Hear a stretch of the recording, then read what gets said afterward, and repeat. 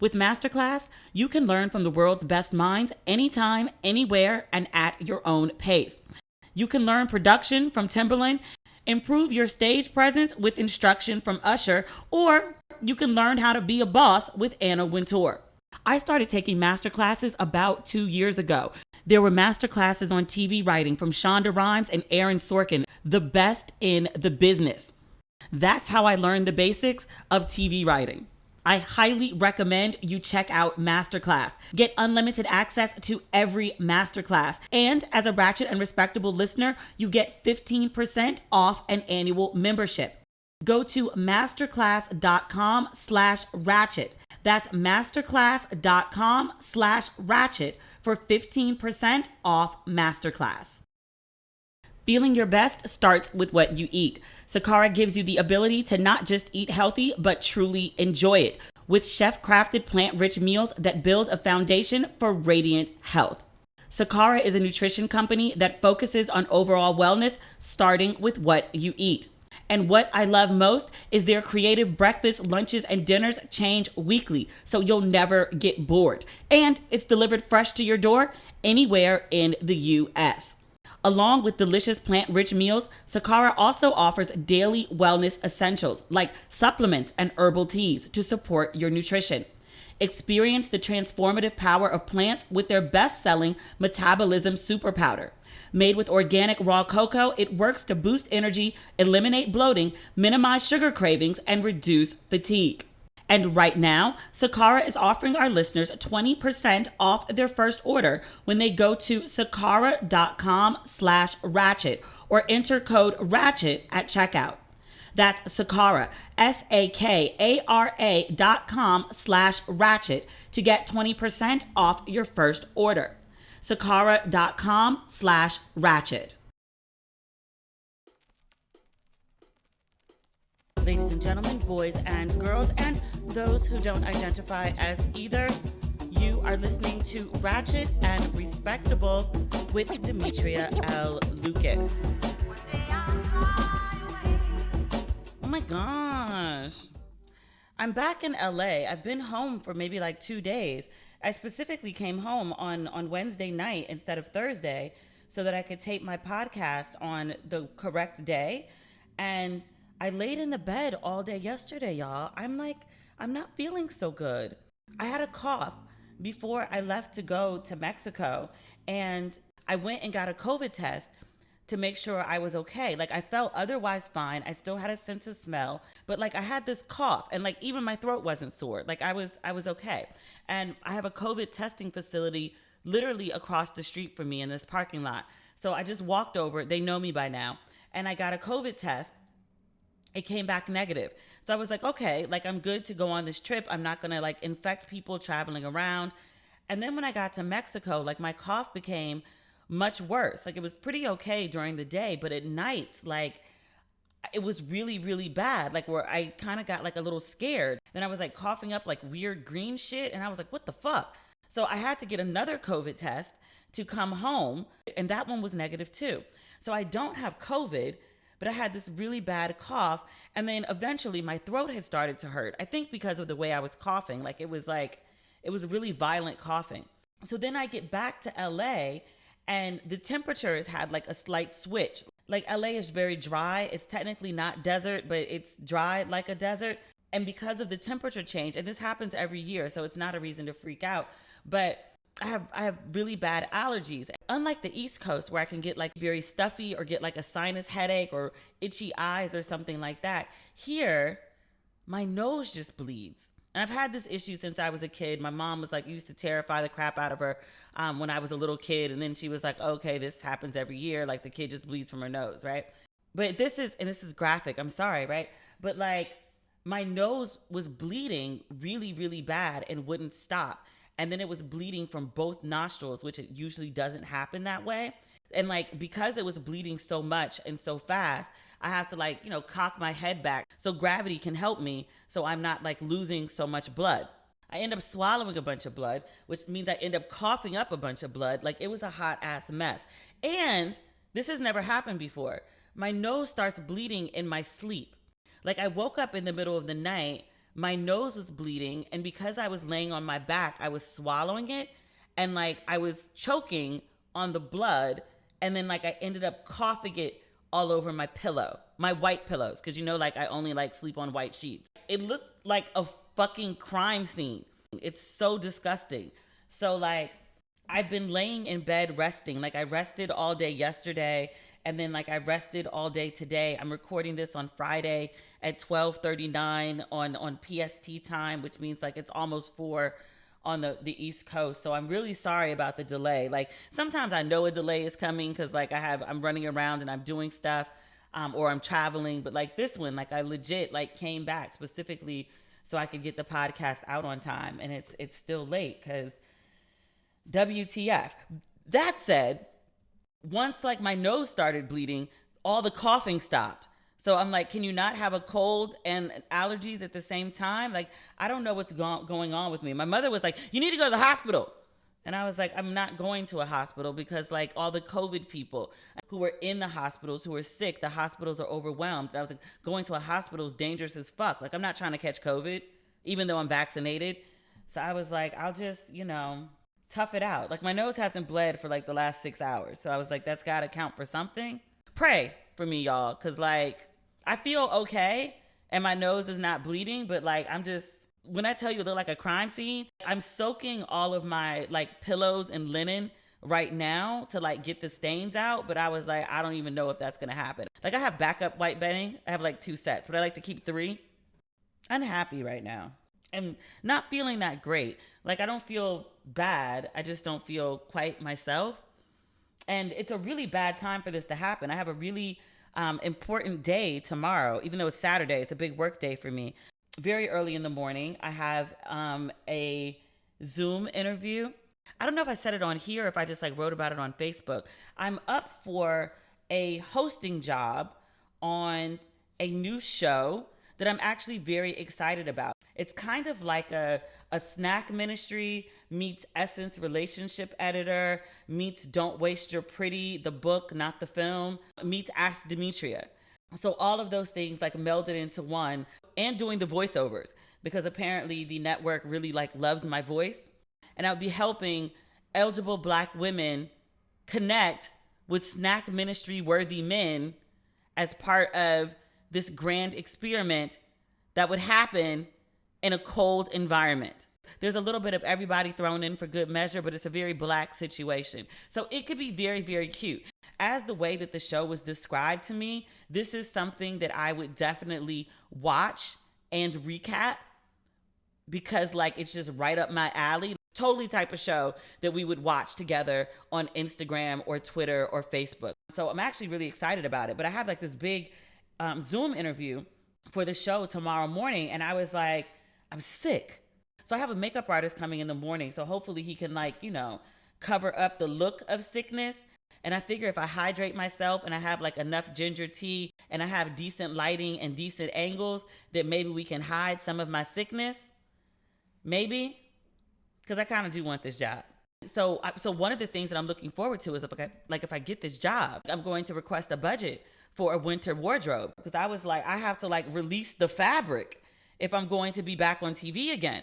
I was like, I need all of the leather dresses and I need all of the over-the-knee boots. I need pops of fur and gloves and pashminas and all of these things. So I was like, is a clothing budget possible? It's gotta be. It's gotta be. I'm equally as excited about the possibility for a clothing budget as I am for the show. There's someone right now being like, fur, Demetria, fur. What about the animals? Girl, what about them? I'm trying to stunt. I'll do vintage fur. I don't need to kill a new animal. I got to have my Bokeem Woodbine moment where I'm standing in my fur and the wind hits me just right between the wind and the curls. Girl, I want to have moments. I was thinking about trying to get a stylist. I was like, no one ever quite captures my particular like brand of Demi-ism. Like just, it never comes together quite right. People either try to like take me way over the top or they try to tone me down. And I have a very interesting mix. It only makes sense to me. So we'll see. But I'm excited about this opportunity and I hope it works out in my favor. If it does, I'll tell you. And if it doesn't, I'll tell you, because wanting a job and getting it is a part of life, and wanting a job and not getting it is also a part of life. So I don't mind sharing those ups and downs. That's fine. Twenties is back Wednesdays at 10/9 Central on BET. From Lena Waithe comes a groundbreaking comedy, the first to center a young, masculine-presenting queer Black woman in prime time. Their 20s may still be a work of art, but besties Hattie, Nia, and Marie are all works in progress. Hattie cares more about selling a script than knowing where she's sleeping. Marie takes Hattie in, but that might be the last straw for Chuck, Marie's live-in boyfriend. Nia finally gets her acting break, but will she catch a break with love? Find out on the new season of Twenties every Wednesday this fall at 10/9 Central. And at 10:30, 9:30 Central, BET makes Black Pride history.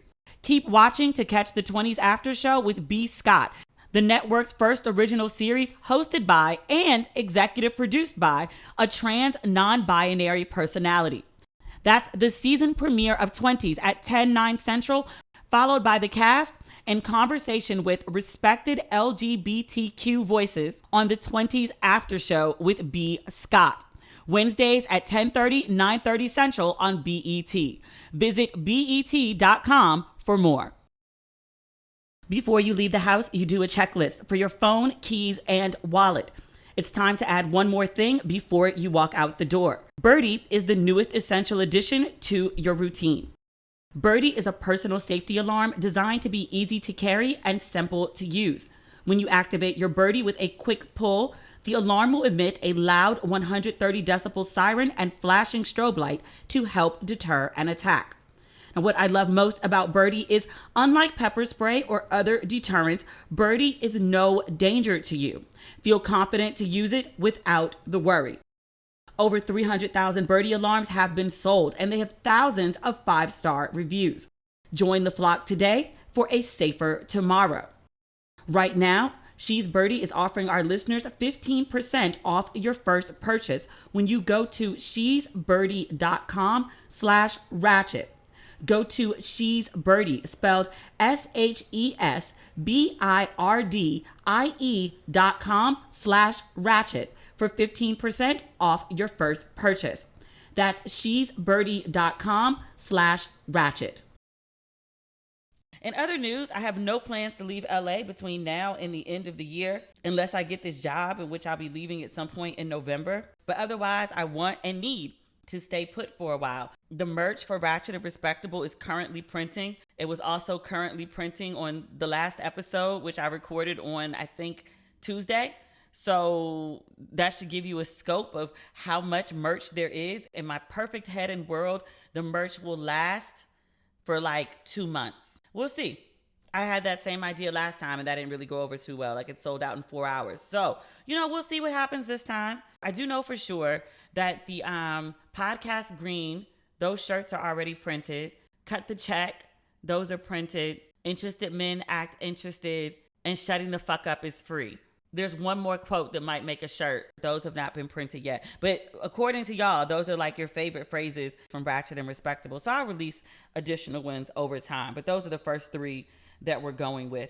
And the shirts are going to be there's podcast green with the actual logo. There's green and white, just the green with just the Ratchet and Respectable, just the words. Then there's white and gold, Ratchet and Respectable. There's also rose, royal blue, and royal purple. So jewel tones is what I was going for. As soon as the shirts come in from the printer, it's such a process. They have to go to the photographer, then I have to change the site. It's a whole thing.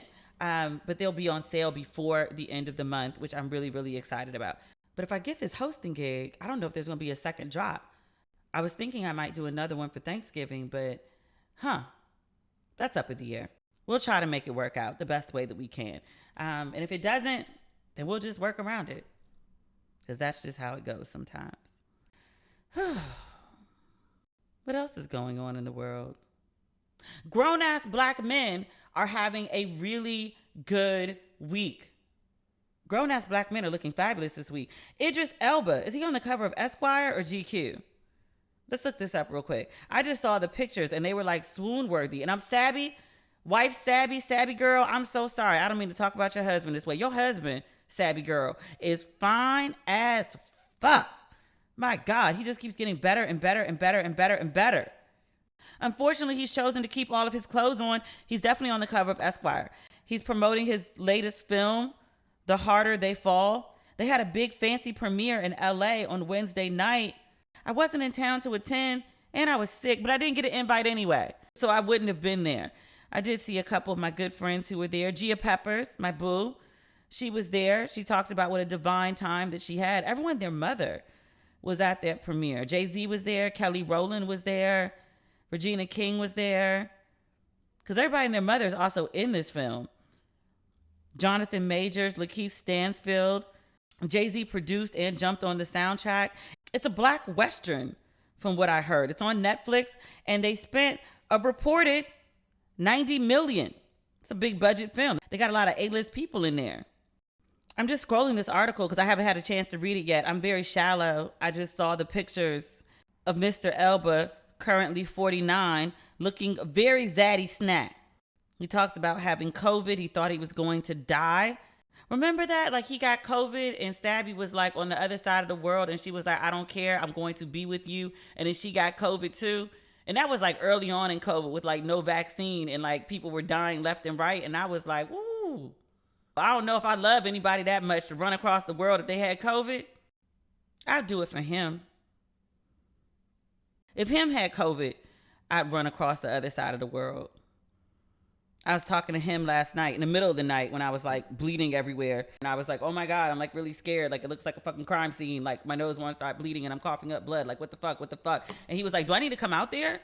And I was like, there's shit you could do. He lives on the other side of the country. And he was like, I don't know, but like, I don't want you to like, you know, die alone. And I was like, Jesus Christ. Okay, I thought I was just sick. I didn't think I was dying.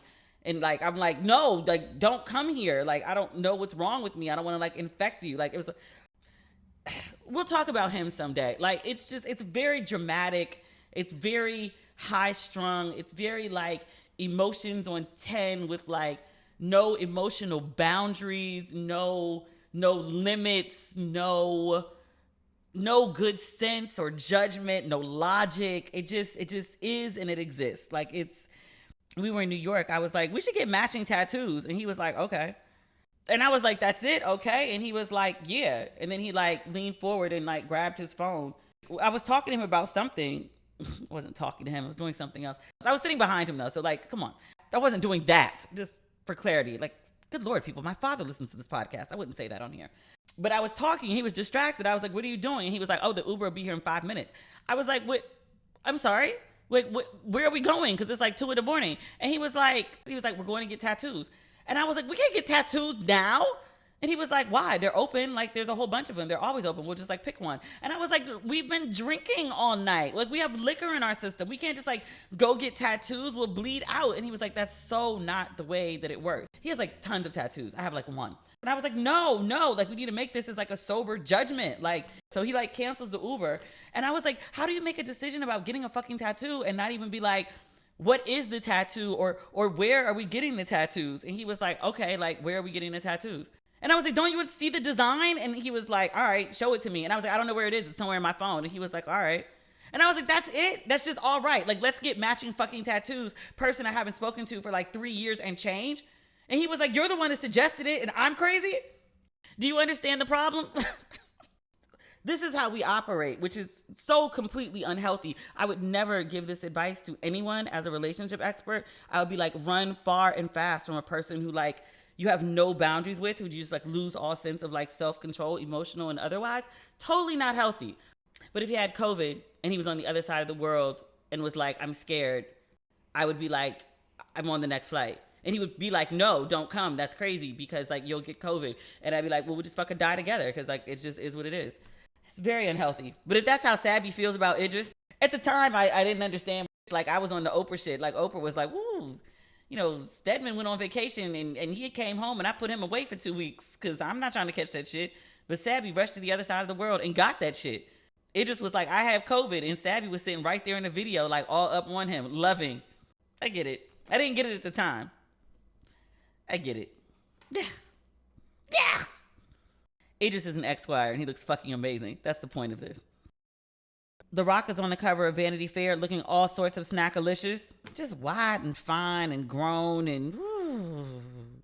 I saw some video outtake of the shoot and they asked him, what is his greatest priority? What is his greatest achievement? Something like that. And he said, being a father. And I knew before he answered, he took a moment to think about it. And I was like, oh, I know what his answer is going to be because I follow him on Instagram.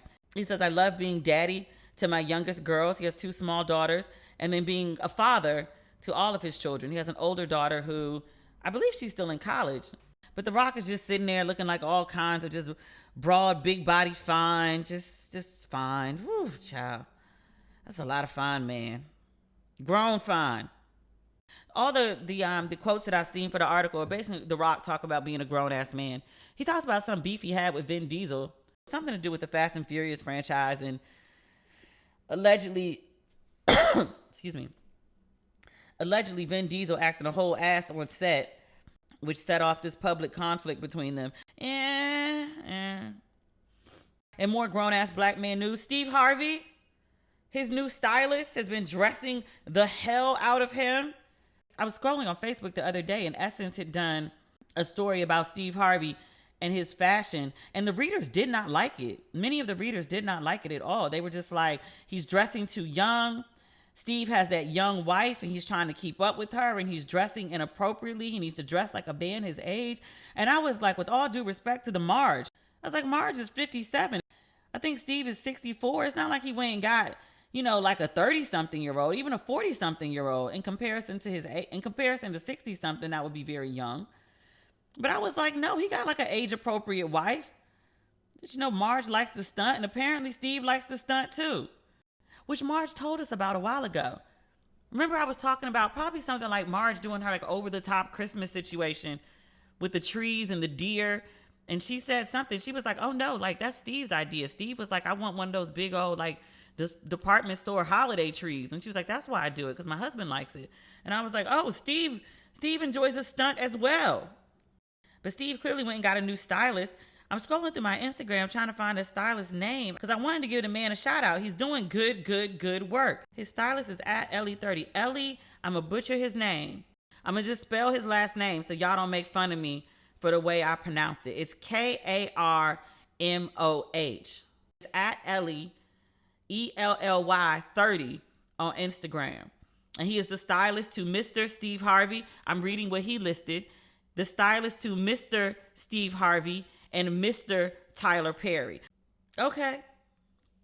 But I like the way that he's been dressing Steve. I mean, Steve's always been doing a little extra, and the internet has made some fun of Steve for his extraness lately. He had on an all green outfit. We talked about that last week. So there's another picture of Steve. He had on an all lavender outfit. I think the outfit is beautiful. It's a lavender suit with a pink dress shirt and a matching pink tie. The shirt and the tie are the same. And then a powder blue overcoat. It looks beautiful to me. Like, it's a beautiful expression of color. It is very fabric released. I liked it lots. But people keep making fun of Steve. They say he looks like a superhero. There's another picture of Steve. This is the one that was on the Essence page where people were like, Steve is doing the most right now. Like, dress like a man your age. He has on some black leather pants. They're very fitted. We're going to come back to that. He has on a black turtleneck. It's a nice texture to contrast with the leather.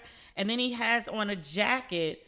I can't tell if that's leather or denim. It looks like a royal blue denim jacket, but I believe it's leather. Steve has his collar popped. And so a lot of people were talking about this one on the Essence thing, and they said no, they didn't like this. Steve's pants are a little snug. I can see a little bit more of Steve than I'm accustomed to seeing, if you understand what I mean. It looks like one of them boys we be posting for Snack Ministry, where we talk about the nature in the background and his hairline and the home decor or anything but the thing that we all see. I'm seeing a lot of Steve in this picture that I don't know if I need to see this much of Uncle. It's not a bad outfit. It's more Uncle than I needed to see. But I think he looks very nice. Steve looks happy in his little outfits. I first noticed he had a new stylist. He had on this all denim outfit, like a denim shirt, denim pants, denim blazer. Very well cut. It was Dolce & Gabbana. So it was a good coin spent. I was like, oh, Steve got on his denim uncle suit. I'm not mad at Steve's denim uncle suit. He looked cute. He felt cute. You could tell by the way he walked. He was walking all upright. He had a smile, big old smile, and his dimple popped out. I was like, okay, Steve. You got to go on his stylist page because he has all the good stuff. Steve has on this, it's a black and white trench coat, I believe. It is fabulous. He looks good. But my favorite thing about Steve is not his outfit. I'll tell you what Steve's biggest flex was for the last week. It's not the clothes. And Steve said it too. It was Marjorie's birthday, and he went over to Paris to hang out with her, and they were just walking around looking cute and cuddling in the city. But Steve wrote this caption, and I meant to mention it then, but I didn't. But it's so important to me that I want to come back and say it now. He said of his wife, he said, "You my biggest flex," which he ain't lying. I told y'all, if we can't dress up like superheroes and dance on a roof or dance anywhere and do a 5-part dip. My mother was looking at Marjorie's page earlier today. I said, Mommy, they were dancing and on the rooftop. There was a 5-part dip, and my mom saw the video. She said, that's not dancing. I said, Mommy, what is that? And she said, we used to call that. My mother is usually a lady. She's very like Oprah mixed with Claire Huxtable. I don't know if she's been drinking in her retirement or what, but she used some language my mother doesn't usually use. And I'll just say that she said that they looked like they were dry humping. She used a different word. I said, Mommy, I'm not one of your little friends. You don't use that language when you speak to me. You save that for your friends. And she said, Demetria. I said, no, I'm not one of your little friends. Don't you use that language when you speak to me. Use your mom language. She's like, Demetria, you're just being inappropriate, Camille. And then she got upset. She was like, I am mom. You don't call me that. Okay, all right. Well, you don't talk reckless to me. Have some decency. I had wine. Okay, now I'm just moving along. Okay. Last but not least in Grown Man Flexes, Bun B. He did an interview. I don't remember who he was talking to, y'all. I'm sorry. But he was talking about Jay-Z in the Big Pimpin' video. He was talking about like Pimp C, how he didn't want to go to Trinidad to shoot the Big Pimpin' video. Like, you know, Jay-Z and Dame, and I think it was Hype Williams who shot that video. They went to Trinidad, and it was like a big video at the time. It's a big, like they spent like $1 million. They had all these beautiful girls in Trinidad for Carnival.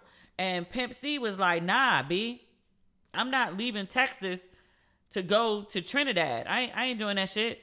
And they were like, well, how you going to be in the video? And he was like, well, I guess I'm not. Like, y'all enjoy that. And they were like, all right. Come on. Like, you got to be in this video. So they did a backup shoot in Miami. So Pimp C showed up for that. And Bun B is telling the story. He said, yeah, well, Pimp C showed up and he had on a fur. He and his lady in the video. She had on a white fur with a white fur hat. And Pimp C had on a floor-length black fur in Miami in 90-degree heat. So Jay-Z said to Pimp C, and he was like, bruh, like, it's hot. You got on fur in Miami and all this heat. And Pimp C said to Jay-Z, TV ain't got no temperature. And he strolled off. And in Bun B's retelling, he said Jay-Z just watched him go, and he was like, that nigga is a star. That's not the best part of the interview. So Bun B is talking about Pimp C, and he was like, Pimp C, he pulled up in this Mercedes, and he had this fur, and this lady had this fur, and he just like, stunned. And Bun B was like, that's not really what I do. Like, I'm more of a low-key dude. Like, I make a lot of money, but like, I don't need to like show my money. He was like, showing my money. He was like, that's what my wife do. And I was like, sir, you sitting at this microphone talking that big man talk. I like that talk. Showing my money is what my wife do. Woo, woo, woo, woo, woo. I love big man talk. Like, yo, flex your wife, sir. Flex your wife. I sit on social media all day and I listen to these men. Not all of them, some of them. It's always the single ones, because people who's actually in relationships don't really be having these conversations. They just go on and like live their lives and have great orgasms. Or the people in happy ones at least. But like, guys sit on the internet sometimes and they talk about like, I want this big piece of chicken served on a non-paper plate, and it's got to be round, and she got to serve me before the kids, and just all this like nonsense. And I was like, sirs,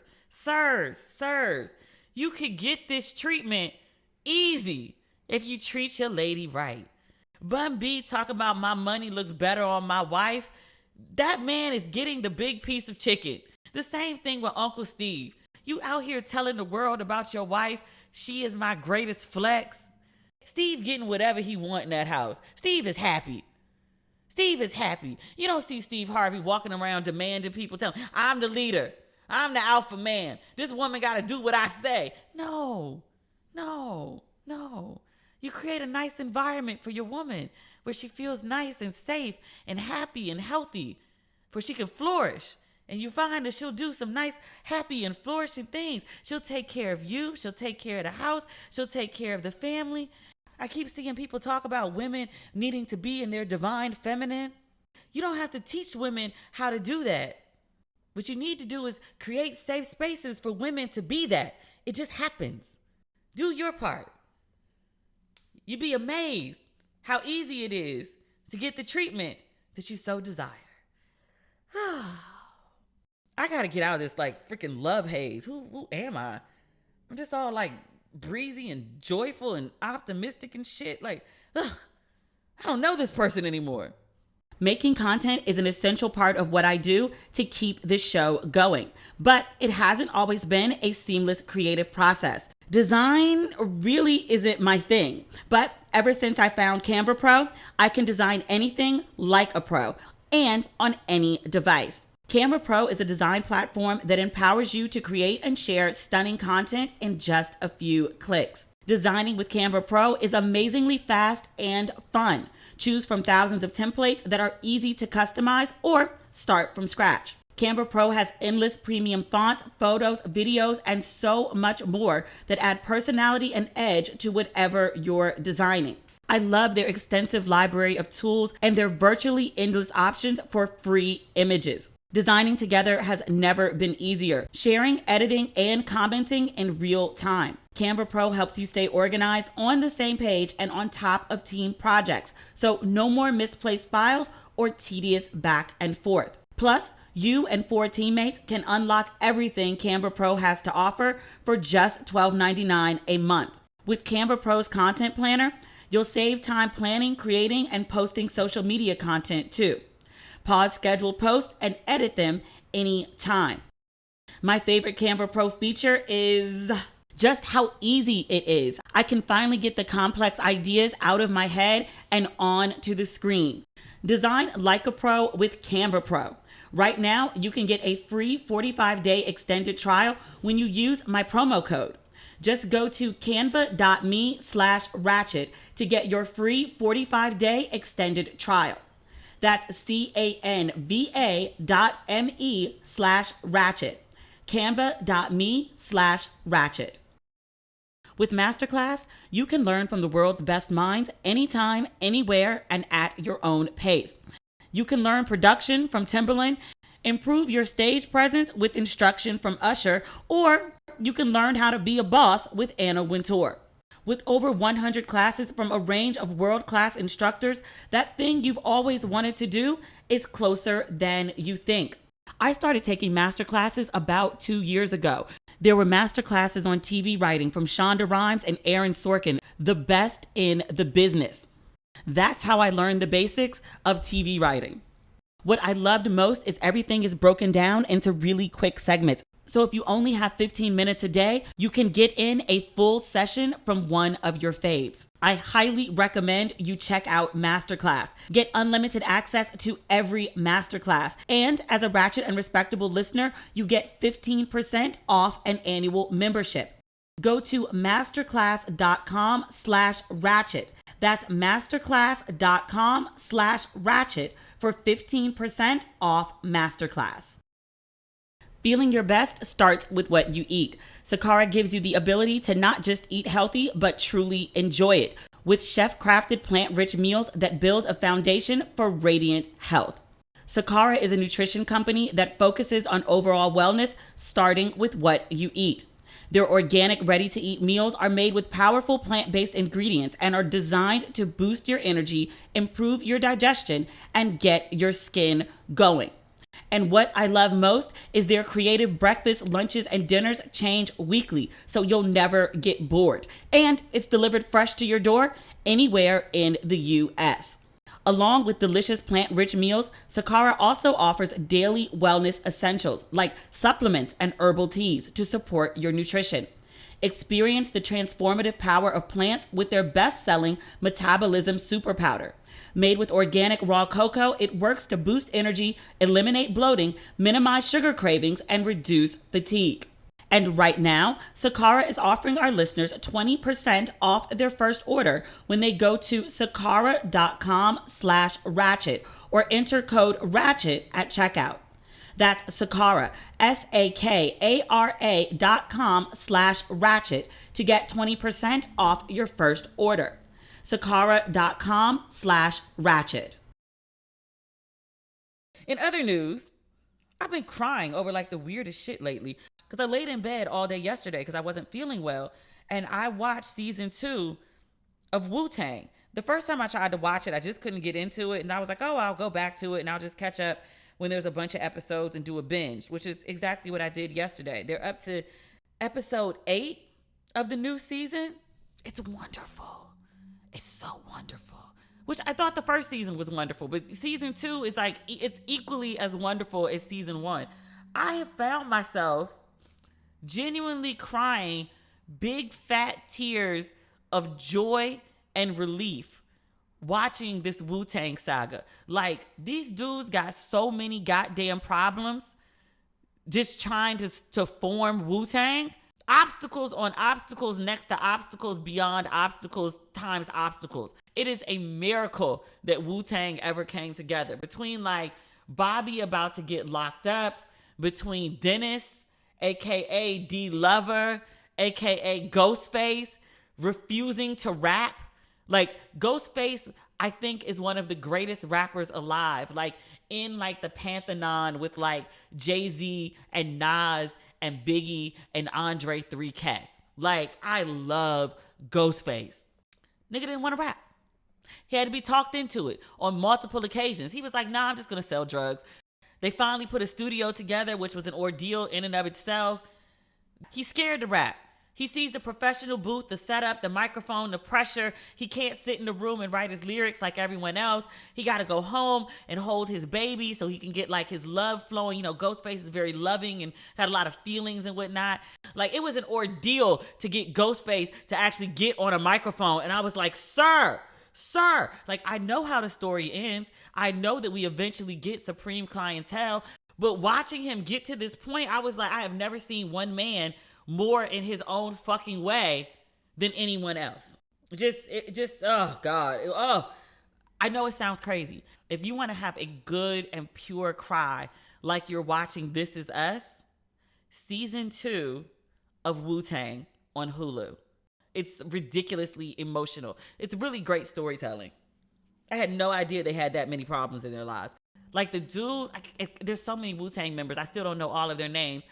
The dude, they shot up Ghostface's house in like the first season, which actually happened in real life, I think is the same dude that built Ghostface baby's crib because Ghostface couldn't pull it together. He was nervous about the baby. He was nervous about like the responsibilities of being a dad and his girl moving to New York. He said he had everything set up and he didn't. Like, he was just all over the place and just couldn't function and like put the springs in wrong for the crib and couldn't figure it out. And then like the dude that once shot up his house, like built his crib, and I sat there and wept about it. If you like to see men have emotions, which, you know, they never display them really here, right? They just like do random shit for each other because that's men's expression of love. Like, women will be like, girl, I love you so much, and give you a hug. Men just, you know, sell their car to finance your studio, or build your crib after they shot up your crib. Hold your gun to get you in the club, or smoke weed with your landlady so y'all don't get evicted. It's just a big love fest. They're just so full of love and joy. It's so sweet. It's wonderful. Speaking of people with feelings, I listened to the new Adele song. She released her single yesterday. She dropped a video with the song. We talked about Adele last week, and she said that I'm not trying to do like another version of Hello. I don't want to do a big ballad like I'm playing small because the big ballads bring too much attention and too much fame, and I don't want that. But she released this very heartfelt song. It is definitely, like she said, not a big ballad, but it's a beautiful song. And Adele has a gorgeous voice. It was okay. I saw a lot of people online saying it was okay, but I also saw a lot of other people saying they just like were falling the fuck out about it. There was a couple lines in the song that they were just like, oh my God. There's particularly a line that she says, you can't deny how hard I've tried. I changed who I was to put you both first. I think she's referring to her husband and her child. And then she says, now I give up. I saw that line quoted a bunch of different places with people who were talking about it. This woman said, I don't even have a starter husband, referring to Adele's ex. She said, I don't even have a starter husband and I'm in my feelings. I love the blacks. I don't know. I was a little scared to listen to it because I told you, like, Adele, in both of those Vogue articles, she was like, this album is not about my divorce. And then like both the journalists were like, this album is totally about her divorce. And I was like, am I going to be okay listening to this? I think that I'm like healed and in a really good place and have like totally moved on. And then remember I told y'all, like I said that to my dad and he was like, yeah, a little bit more to go. Just a little bit more. You're almost there. And I was like, really? No, I feel like I'm good. And he was like, no, not yet. And I was like, really? But that was like 3 or 4 months ago. I've really done a lot of self-work in the last few months, but also like over the last, like, I guess, like, when did I leave? 2017? So like 3.5 years. Like I've done a lot of work during that time. So I feel like I'm good. So I listened to the song and I watched the video and I'll be honest with y'all, I felt nothing. And I felt so good about it because I was like, oh God, because I thought I was going to fall apart and I didn't. And I was like, oh, this is really, really good. Like you have progressed, madam. Like maybe you've met like 100% healing. You know what I think it was? I told you I ran into my ex when I was in New York. Not just my ex, like the one that I like was like, hi. And he was like, hey. And I was like, I'm in your city. And then like he sent me his whole itinerary. And I was like, lunch tomorrow. And he was like, dinner tonight. And I was like, I can't. I have a dinner. And he was like, cancel on that nigga. Like, not that ex, like the ex-husband. I ran into him when I was in New York. I was at a block party. I was hanging out in Bed-Stuy. I was with like a couple of my friends. Like it was like a regular weekend in New York. Like I felt like I was at home. And my plane was leaving at 10:45. And so I was like, well, I'll leave the block party at like 7:30 and I'll take an Uber back to the city to pick up my stuff in Tribeca. And then the ex, as in the boyfriend, not as in the husband, was meeting me to pick me up and drive me to the airport. And so it was like 7:25 and I looked up and looked around and like he was right there, the ex-husband. And I was like, oh. And like I saw him and I was like, am I seeing him? Like, cause I'd been drinking a lot that day. And I was like, am I actually seeing him? Like, am I like having, what's happening? What's happening? And then like he was walking and then I saw him again and I was like, oh shit. And just sort of without even thinking, like I went up to him and I like jabbed him with like a couple of fingers in the side and he turned around and I was like, hi. I think he said, oh shit. He was like, can you give me a second? I'm talking. And I was like, I can't actually, I'm leaving.